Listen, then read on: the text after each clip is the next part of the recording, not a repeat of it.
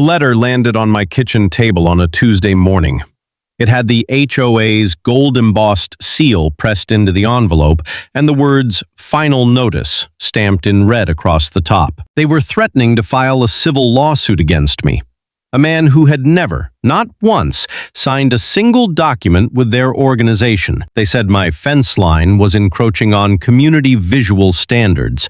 They said my gravel road was an eyesore. They said if I didn't comply within 30 days, they would pursue every legal remedy available to them. What they didn't know, what they had never once bothered to check, was that buried inside 5,000 acres of land records was a deed that was about to make their entire community hold its breath. Before I tell you what happened next, if you've ever watched a homeowners association try to bully someone who doesn't even belong to them, subscribe to HOA Shield right now.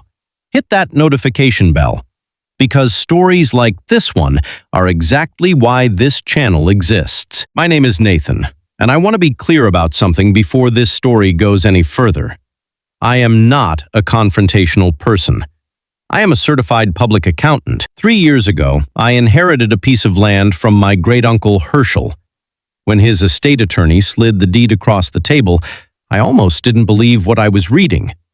5,214 acres of rural land in central Tennessee, rolling pasture, old-growth timber on the northern ridge, a creek running through the eastern edge, and, right along the western border, right where my property met a private access road, a bridge. The community on the other side of that road was called Whispering Pines Estates. Approximately 340 homes, all constructed in the early 2000s, all neatly landscaped, and all governed by a board of directors. She had a printed monthly newsletter, a community complaint hotline, and a personality I can only describe as someone who had confused a volunteer position with a federal appointment. They requested, and they used that word very carefully, that I remove a section of split-rail fence I had installed along my western property line because it was, quote, inconsistent with community character. I wrote back, one sentence: I am not a member of your association and am not subject to your governing documents. Vivian signed it herself.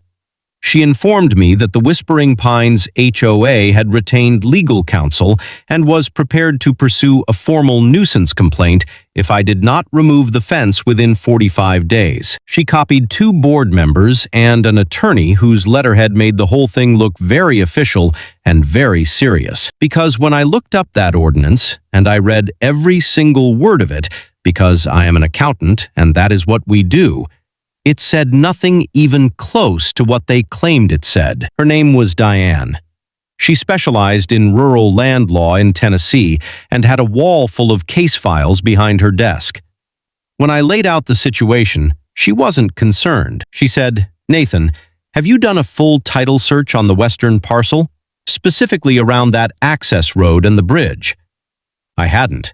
So we did. The bridge that connected Whispering Pines Estates to the county road, the only bridge, the one every single resident drove over every single day to get home, sat on a strip of land that was, and had always been, part of my 5,000-acre deed. Diane looked at me across her desk and said, very quietly, "Nathan, you own their bridge." Diane sent a formal notice of trespass and unauthorized use to the Whispering Pines HOA board.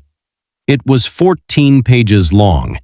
It included the original deed records dating back to 1947, current county parcel maps, a licensed surveyor's certified report confirming the bridge's location entirely within my property boundaries. She sent back a 22-page rebuttal that included documentation proving that my great-uncle Herschel had placed physical no trespassing signs along that access road on 3 separate occasions over the past 30 years.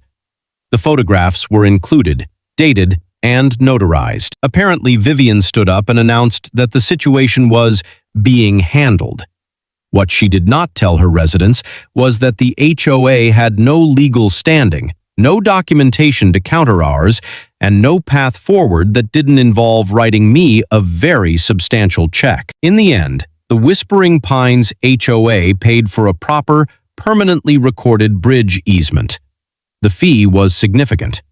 Every dollar went into a land preservation trust I established in my great-uncle Herschel's name, and if you believe that documentation, patience, and knowing your property rights are the most powerful weapons against HOA overreach, subscribe to HOA Shield right now.